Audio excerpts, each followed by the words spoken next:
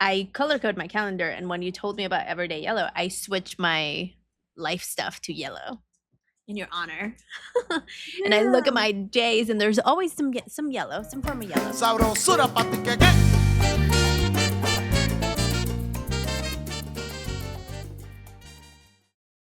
She color codes her calendar.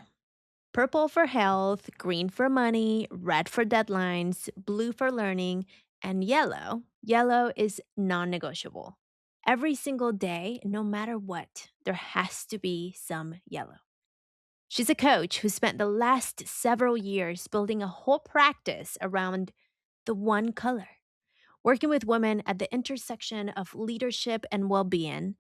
Pero today, she's talking about something most of us don't have the language for. What happens when you cross into your 50s and the conversation about work, leadership, and joy has to change?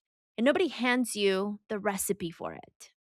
There's actually a name for it, and Charisse tells us about it. It's called midolescence. I haven't heard anyone talk about it out loud until then. Yo soy Pam Covarrubias, and this is Café con Pam. Time to pull up your cafecito, porque this one is for the woman who's tired of pretending 50 feels like 40 and wants permission to build the next chapter on her own terms. Sin más, here's my conversation with my dearest friend, Charisse M. Williams. Charisse, welcome back to Café con Pam. It's so good to have you. It's so good to be here. Thank you for having me back. Third time around. Woohoo! How lucky am I? Yeah. We have had you on the show. We were looking at dates 2020 and 2021, and then we haven't talked. Well, you and I talk all the time, but we haven't talked on the podcast for like 4 years, 5 years. I cannot believe it, Pam. Like, first of all, yours was the first podcast I was ever on. So thank you. And I cannot believe how much time has passed and how long we have been friends slash business besties. So wild. And Yeah. it's like, as they say, time flies when you're having fun, I guess. And so, or when you're just doing the thing. It may not always be fun, but it is. So 2021, 2020, you wrote a book. And then we talked about it. There's 2 podcasts on it, all the things. What happened since the book came out and Charisse now? Yeah. So much. I mean, I think so. I started my business, my full time coaching business in 2020, 7 weeks before the pandemic started. Yeah, yeah. And I think entrepreneurship, especially in professional services, is a process of constantly refining and clarifying the work that lights you up the most, that is at the intersection of your strengths and gifts with who needs you in the world. It's been a kind of a constant conversation. Mm. And so along the way, I've been coaching women one on one. I've been working with teams, doing retreats and helping them align their culture. I've been doing contract leadership development training. And at the same time, I am aging like anyone, like everyone who is alive. And I crossed the threshold into 50 during the pandemic. And I'm about to be 55 this September. And what I realize is that the conversations with my friends and colleagues about leadership and well being. So I coach at the intersection of leadership and well being. But I Mm. realize that the conversation that I'm having with friends, colleagues, and clients starts to shift with age. So I got curious about how I could serve women who are going through this same transition really well. And it's led me to some pretty cool insights. I love that. And for the coaches that are up and coming, that I think there's a lot of newer coaches showing up. You mentioned earlier all of the various things that you've done that have led you to this moment. And I think it's a great modeling to explore just follow the curiosity, like, I'm curious about this, let me see what happens. I'm curious about that, let me just pitch it and see what happens. And so, was that for you challenging in some way, or was it super easy to just follow and not, have a linear path? Yeah, it is super easy for me to follow my curiosity. So when I did coach training and, we went through the same program, Lumia, Yeah. it's one thing, like I met someone actually pretty recently who is a heart attack survivor, and he learned all these things about managing stress and pressure and living well through that. And he came out the gate. I want to be a coach for heart attack survivors. Some people get on this path because they're driven by their niche or their own transformation story. I Mm. had that a little bit. Like I was a nonprofit executive director, and part of me wanted to become the coach that I wished I had. But I'm a Mhm. yoga teacher and a mindfulness instructor. I had so many other things that I enjoyed. So it really was easy for me to follow my curiosity and do lots of different things. I do think I went way beyond the point. I In retrospect, I think it took me longer than it should have to then use all that information to niche. Because I think it's really hard for your potential client to find you if you're talking about a million things. So I think it's a balance. And Mm. some people will always be kind of multi-passionate entrepreneurs. Even if you have three things that you do, they've got to be really, really clear. So it's a balancing act. There's no one particular formula. What I can say, you mentioned coaches out there who might be listening to this. You cannot figure it out in your head, and you cannot figure it out by posting on social media. You have to figure it out by actually creating offers, putting them out there, and serving your potential client. And you did that really well. Yes, I have served lots of people. I actually recently revisited my list of former clients because I wanted to make sure that I could reach out to them specifically. I actually created a new past client e-newsletter, Nice. and there are 70 folks on that list of Nice. individual and organizational clients. So I've been out here serving. I've been in these Yeah. streets Yeah, and you doing the got work receipts. and serving. Totally, and I think thank you for sharing that, because I think often we see the success online, Mhm. and the game of patience is not what we're often served. It's this, like, success metric of, like, all of the things that are done, and really breaking down the fact that you explored, and I know you surveyed people, and I know you literally were reaching out to folks that you were like, whether you buy from me or not, I still want to talk to you. Mhm. How did you decide that was the moment to actually, or how did you realize what you just said is you can't create from your head, you have to actually go serve people? Honestly, I will credit this again with Lumia. At the very end of training, when we had those classes on the business of coaching, that's what they said. Yeah. And it made perfect sense to me. Some people might coach first before they do a coaching certification program. I did some management coaching before, but it was really kind of problem specific. I was a brand new coach, so it made sense to me to start serving people first. Mm. And I did it pro bono in the beginning for a little bit. And I served people over 5 sessions or 6 sessions to see what happened over time. So that felt intuitive for me. I did lots of different things. I wanted to say one other thing about that in my approach. What was hard about that is that everything I did was kind of low ticket, low to Mm. medium ticket. So think about it. If you, let's say you want to make $100,000 a year, I'm just putting it out there because it's a nice round number.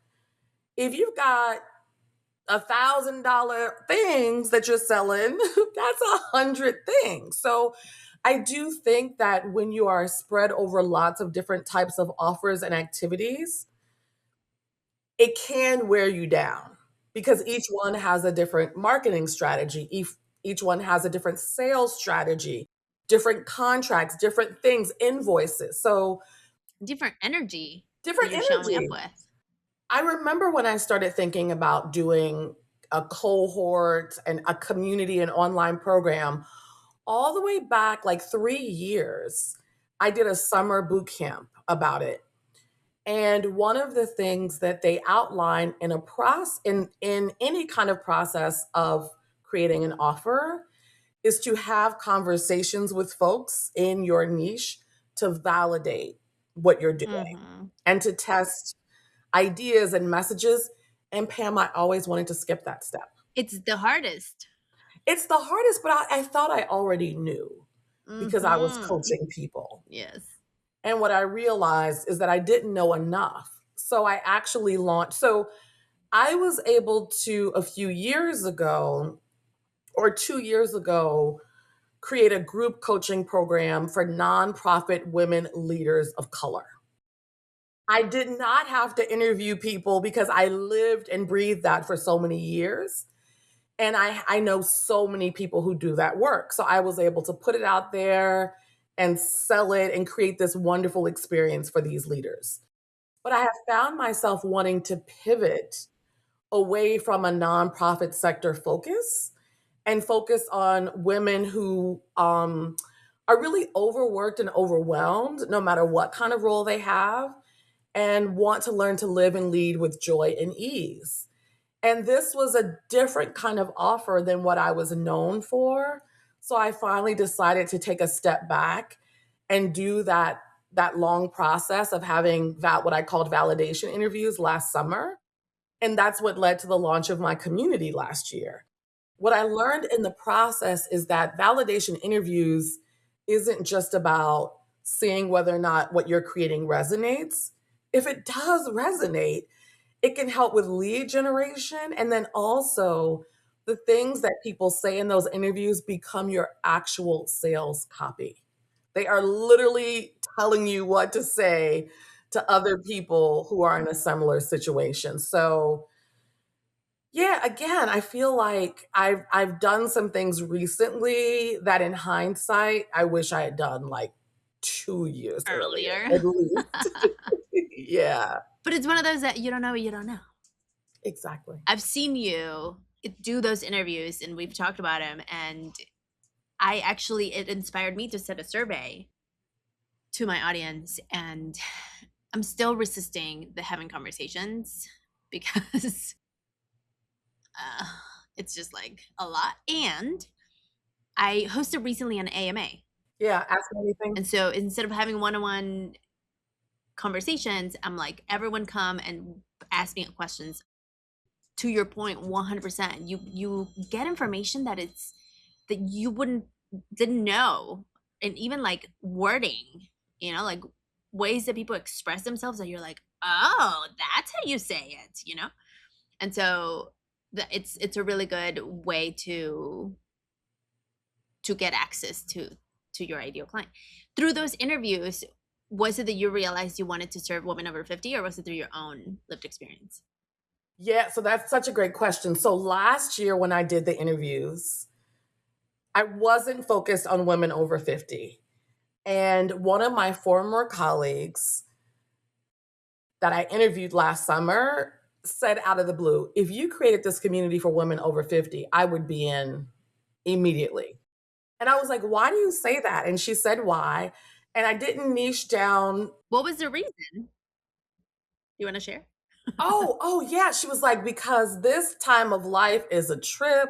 I have less energy going through menopause. I am like, I don't have the patience that I used to have. I'm way more clear. Mm, My boundaries are stronger. So this is what happens at this stage. And one of the things that I learned, I can't remember a while ago, people use this phrase midlife crisis. yes. And yes, there are lots of challenges of going through menopause and perimenopause. But I heard this phrase, I think I heard about it from Noelle at Lumia, of middle essence. I think the term was coined by Barbara Waxman, and it's about this being a transitional period, just like adolescence. And in Mm, the US, especially, most of us don't have rites of passage or acknowledgement around that, like kind of going into young elderhood yes. and how you're feeling and how you're thinking. So, what she said resonated with me so much. And it wasn't until I was like, okay, what is the next iteration of Everyday Yellow? And I want to explain what that is. I don't know if I've used that phrase again, but my community is that I created was called Everyday Yellow. And then now I'm doing Everyday Yellow leadership program for the fall. And I decided to do another round of conversations where I was specifically asking questions about leadership, well being, and this age. And what most of the women said was, and they were probably the people who were attracted to Right. having the conversation with me. And the way I framed it this time was that I asked people in my network to send me people I did not know. I did not have do interviews with current coaching clients or people currently in my community because I wanted to make sure that I wasn't in an echo chamber. I was like, help me reach people I've never met before. And those women were like, you know what? I have done all the leading that I want to do in terms of like title and high level management. I'm really in a place where I want to focus on being more well-rounded, revisiting the hobbies that I set aside a long time ago, have more joy, rest more, have more ease, live my life. Yeah. And no one's talking to us about that at this stage. I think there's content out there around it, but it made me realize, wow, a leadership development program. That's right. But like an actual program that's leading women through this. Mm. There is an opportunity here. And so Everyday Yellow has is the name of your business. And I love the origin of it. So walk us through why Everyday Yellow. Yeah. So officially, my business is Charisse M. Williams Coaching LLC. But Everyday Yellow is my brand. And the way that came about is I teach. So I had this insight a while ago that if people do have a clear vision of what they want for their lives, how they're using their time and energy and their calendar is not mapping to that. Mm. So I developed a time and energy management workshop called Own Your Time 3 years ago. And in that, I show the participants how I color code my calendar. Purple is for health, green is for making money, red is for deadlines, blue is for learning, and yellow is for something that's fun, joyful, social. And I told the participants, I plan my week on Sunday, and every day there has to be yellow. And there was a branding person in the workshop, and she said, Charisse, that's a brand. And I was like, Mm. oh my gosh. And I like slept on it, and Everyday Yellow came to me. And I got I got the domain name. Part of my trademark mark application has been approved. I'm working on Yay. the other part. So Everyday Yellow represents the idea that even if it's just a moment, on your hardest days, joy can be found. Mm. Like yesterday, I went to my favorite coffee shop and spoke to the kids of the owners, and that gave me joy. I bought Nice. myself a little bundle of locally grown flowers. I went out to eat, and there's a house that has goats in the backyard. And I noticed the goats. I love animals, and I think goats are hilarious. So when I say every day there has to be yellow, it doesn't mean every day there has to be a party or a spa day or a date on your calendar. Yes, to planning those things, but also slowing down enough to notice moments that can bring you joy in every single day. And I really think it's possible. I love that. And so and actually you like way back when you talked about it, I color code my calendar, and when you told me about Everyday Yellow, I switched my life stuff to yellow in your honor. And I look at Yeah. my days, and there's always some yellow, some form of yellow. Yeah, it's important. It's important. Otherwise, we're moving through on autopilot, hustling, grinding, focusing on to-do lists and not really experiencing life fully. Totally. And I think, I mean, to that person, the branding person, I agree. I think everyday yellow could be a thing that people talk about all the time. Well, they do. So it's so interesting of all the things that I have done in my business, literally people see me and they're like, "How's the yellow going? Is everything yellow?" I met up with some people and they were like, "I bet this was in yellow on your calendar." So people are remembering it. And I think that goes into another point. I'm not a brand expert, but something that is memorable is very, very helpful. Sticky. Yeah. And I also didn't force myself to create it at the very beginning Totally. because it wasn't there. I didn't know, I didn't want to create all these assets and come up with this brand that was based on what I was thinking in my head. I wanted to live life and experience my business and my clients to come up with the thing when it emerged organically. And it did. Mm, And just to put that in context, this insight and this brand name came in year 3 of my business. which, to the beginning of conversation, patience. You Patience. know, your body of work will come up. You just have to keep doing it. It's the repeat. It's the reps. You know, I worked out this morning with Robin Addison, Mhm. and she said something that I was like, "Oh, I hate you so much, but I love it." Where she was like, "I see you choosing to do this workout once. I respect you when you do it 1,000 times or when you do it 10,000 times." I was like, "Oh my gosh, so annoying." But it's true. It's true. Okay, so can we just talk about a sidebar, how I start my days? I've kind of constantly evolving my morning routine, but it's like make my bed, make coffee. Mhm. No, no, no. It's changed. When you brought up exercise, it's make my bed and I do my like a quick little morning energy boosting workout because I have been seeing all these things online about working your quads and brain health. Oh. And this is separate from my workouts because it's the biggest muscle and it's like pumping, literally Yep. pumping blood to your brain. This has been on my mind even more because my dad was recently diagnosed with Alzheimer's. Yeah. And I started saying all these things about the benefits of doing 20 squats a day. And so now I get up and I do I do calf raises, I do squats, I lie on the ground and do like Supermans for my back, and I do crunches, and I do down dog, and I do child's pose. And I do it all in 5 minutes. It's just I like boom, love boom, boom, boom, boom, it. boom, boom, boom. And it's like before even my coffee. And again, it's like I think habits, rituals, and routines are really, really important Yes. to overall well-being. Not only do they help you achieve what you want to achieve mentally, spiritually, emotionally, but it's one less thing that you're deciding. One listing. Like, I'm not deciding and negotiating every morning if I look at my phone or get on social media or scroll. I do not. I haven't in years. And I know what I'm going to do. The exercise I added into that. And then after the coffee, that's when I journal and meditate. So it feels good.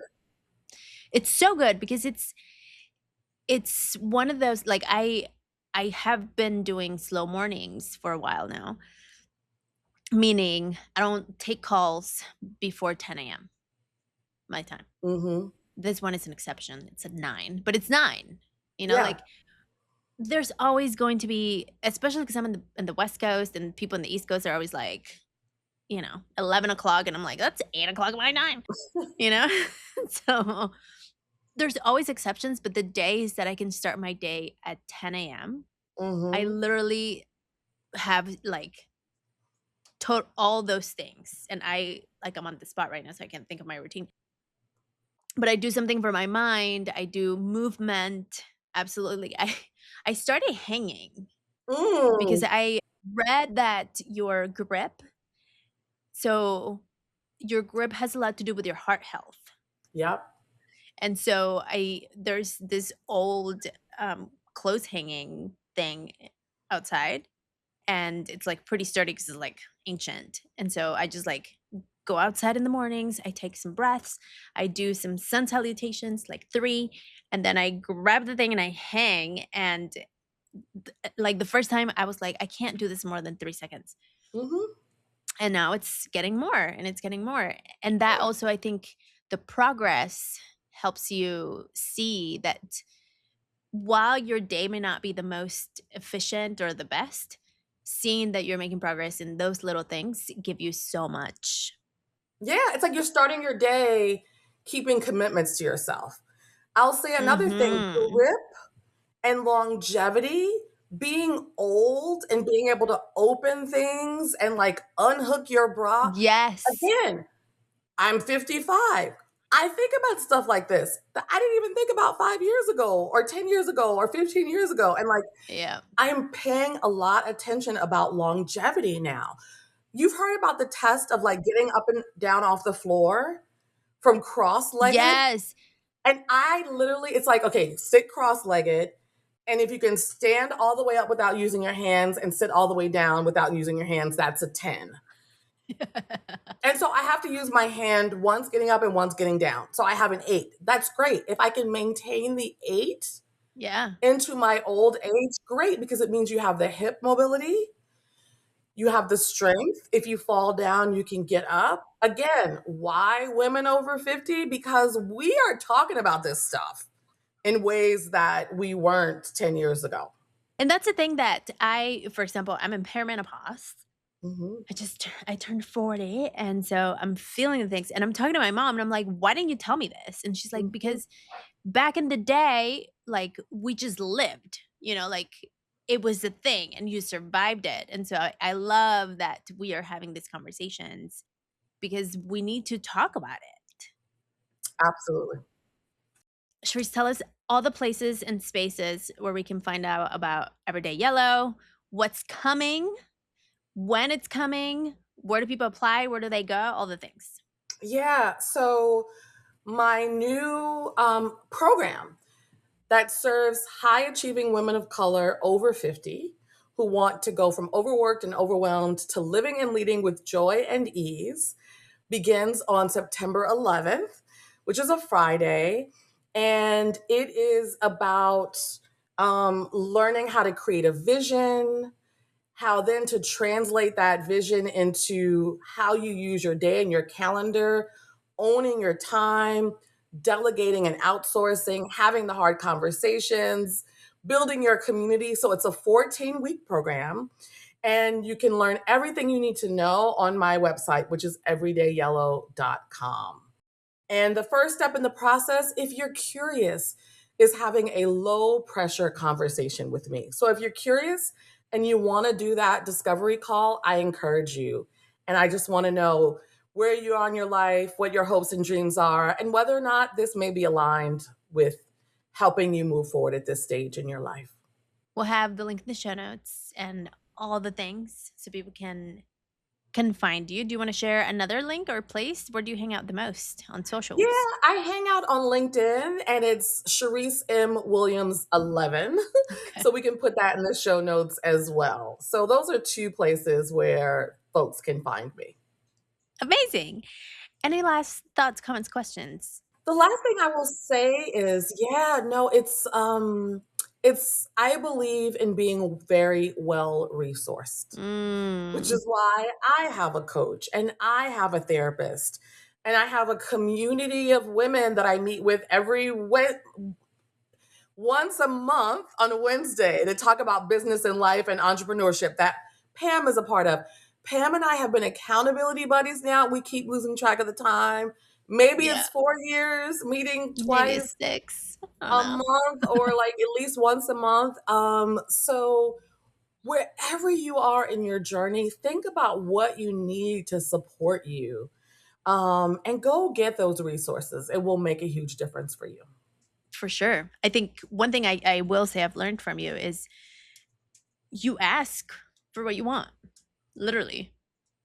Like when we met and you were like, "Hey, do you want to meet every so often to talk about business?" And I was like, "Sure. Yeah." And so definitely I think something that I will share from the listeners that I've learned from you is ask for it. You never know. The answer is always no until you ask for it. Yeah. Thank you, Charisse, for coming to Cafe Con Pan for the third time. Thank you so much for having me. It's always a pleasure. Every day there has to be some yellow. That's what Charisse told us. Not someday, not when things calm down, every single day. She told me about the coffee shop, the owner's kids, a bundle of locally grown flowers, a backyard with goats in it, and how she noticed all of that on an ordinary Tuesday, not on a special occasion. None of it was on the calendar. Charisse just let herself see it. And I wonder how many of us are waiting for the big trip, for the spa day, for the milestone before we let ourselves have a good day. El remedio is not necessarily to have a better planner. It's deciding on purpose that joy gets scheduled like everything else that matters. And for the women who are ready to build an entire next chapter around that on their own terms and timeline, that is exactly what Cherise is opening the doors for, or to, I don't know, prepositions. The doors for this September. For the rest of us, the first step is smaller. Noticing what you've been taught to postpone and naming it. Porque if you want language for why rest feels like something you have to earn instead of something you've been allowed to have, well, that's where the work is. And of course, I invite you to take the Calladita Culture Quiz. It's free. Head over to cafeconpam.com/quiz and you'll get some answers there. Thank you so much for being here. I hope you enjoyed this conversation as much as I did. Nos vemos a la próxima y como siempre, sigue brillando. Sabrosura pa' ti que